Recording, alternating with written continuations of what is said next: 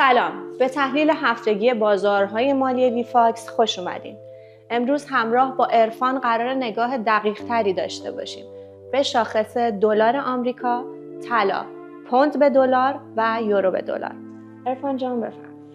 خب همونطوری که میبینید تو هفته گذشته شاخص دلار آمریکا یه تلاشی رو داشته که خودشو به ناحیه مقاومتی 104-840 برسونه، اما موفق نشد و بعد از اون وارد یک روند ریزشی خسته کننده‌ای شد که خودشو تونست به ناحیه حمایتی 103-660 برسونه.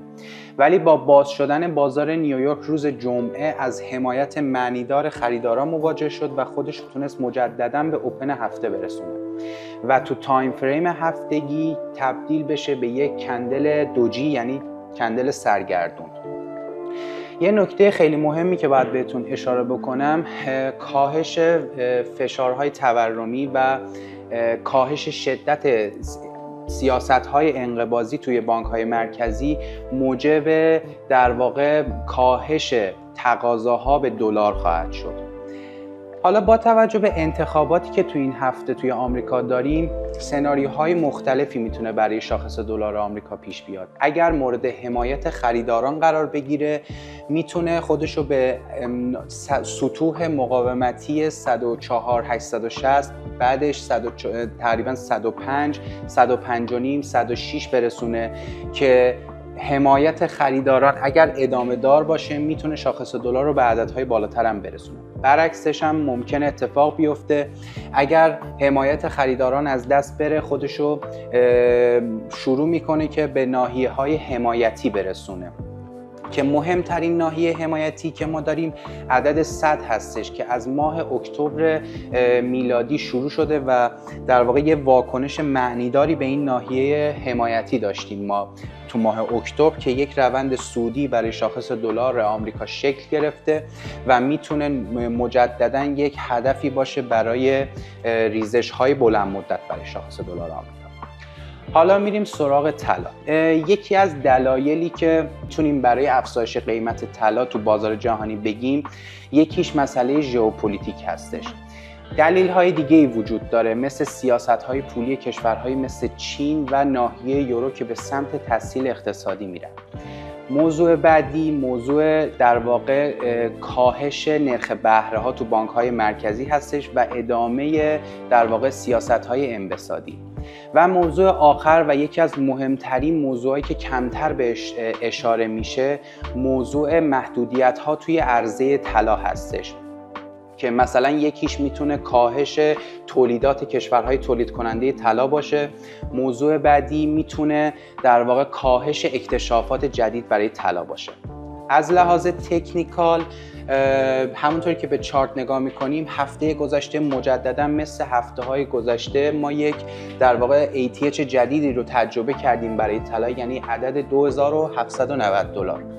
ولی روزهای پنجشنبه و جمعه حمایت خودش رو از خریداران از دست داد و با تقویت شاخص دلار آمریکا یه ریزش معناداری رو داشتیم که خودش رو مثل شاخص دلار آمریکا به در واقع اوپن هفته رسوند و مثل شاخص دلار آمریکا ما توی در واقع تایم فریم هفتگی یک کندل دوجی رو در واقع شاهدش بودیم که تشکیل شد، یعنی سرگردانی بازار که اونم همونطور که گفتیم انتخابات آمریکا تو هفته پیش رو هستش. حالا فعلا از اونجایی که توی اول تایم های هستیم و فعلا ساختار برگشتی برای طلا شکل نگرفته، ما نمیتونیم تصمیمی رو برای ادامه حرکت طلا داشته باشیم.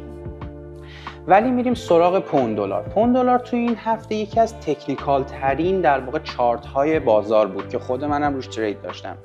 موضوعی که هستش، حالا از لحاظ تکنیکال بخوام توضیح بدم، ما در واقع یک ناحیه مقاومتی خیلی مهمی رو هفته گذشته داشتیم و براش رسم کرده بودیم که دقیقاً با باز شدن بازار روز دوشنبه اول چارت خودش رو به ناحیه مقاومتی ما رسون، یعنی عدد 1.3036 که بعد از اون به عنوان یک ناحیه مقاومتی عمل کرد. ریزشش اتفاق افتاد که همون ادامه روند ریزشی قبل هستش که شروع شده و به یه ناحیه حمایتی مهم رسیدیم که عدد 1.2850 هستش تقریبا. ولی خب با حمایت شاخص دلار آمریکا روز جمعه ما در واقع یک حمایتی رو داشتیم برای پوند دلار هم که خودشو به عدد در واقع 1.29 رسوند. حالا این در کل از لحاظ تکنیکال بود که خب میگم چارت پوند دلار در واقع از لحاظ تکنیکال منطقی بود برای ترید کردن. عرفان جان، قبل از این که بریم سراغ شاخص بعدی میخوام به دوستان بگم که ما در ویفاکس قراره با همکاری بروکر IX برنامه ترید رو هم داشته باشیم که به شفافترین حالت ممکن تحلیل و نتیجه ترید ها رو قراره با شما عزیزان به اشتراک بذاریم. خب حالا میریم سمت در واقع جفت ارز یورو به دلار. توی یورو به دلار این هفته یه اتفاق جالبی افتاد که اگه چارت رو بخوایم نشون بدیم، ما یک روند سودی رو داشتیم، حالا یک ترند سودی رو داشتیم که اتفاقا این هفته اومد در واقع به ترند سودی ما یک در واقع تستی رو انجام داد و در واقع یک ناحیه حمایتی خیلی مهمی حساب میشه این در واقع ترندهایی که ما توی بازار میکشیم، چرا که تو تایم فریم های بالاتر ما در واقع میایم این ترندها رو رسم میکنیم و تو تایم فریم های بالاتر در واقع ترندهای ما معتبرتر میشن. همونطور که می‌بینید ابتداً یه تستی رو در واقع یه تست معنیداری رو به در واقع ترند ما داشت و خودشو مورد حمایت خریداران قرار گرفت و به ناحیه‌های بالاتر رسوند. ولی از اونجایی که ساختار کلی بازار توی یورو یو اس دی در واقع ریزشی هستش، ما در واقع تریدی رو روی در واقع بای یورو یو اس دی نداشتیم و اواخر هفته هم مثل چارت های دیگه خیلی جالبه خودش رو به اوپن هفتگی رسوند و اینا همش نشونه از اینه که بازار توی سردرگمی خاصی قرار گرفته و شاید میتونیم بگیم که منتظر در واقع انتخابات آمریکا خواهد بود که قطعاً انتخابات آمریکا سرنوشت کوتاه مدت، میان مدت و حتی بلند مدت خیلی از نمودارها رو برای ما رقم خواهد زد. خب این یه تحلیل کلی و نمای کلی از بازارهای مالی تو هفته گذشته و یک در واقع پیش بینی از بازارهای مالی تو هفته پیش رو هستش. و امیدوارم که شما عزیزان هفته پرسودی داشته باشید.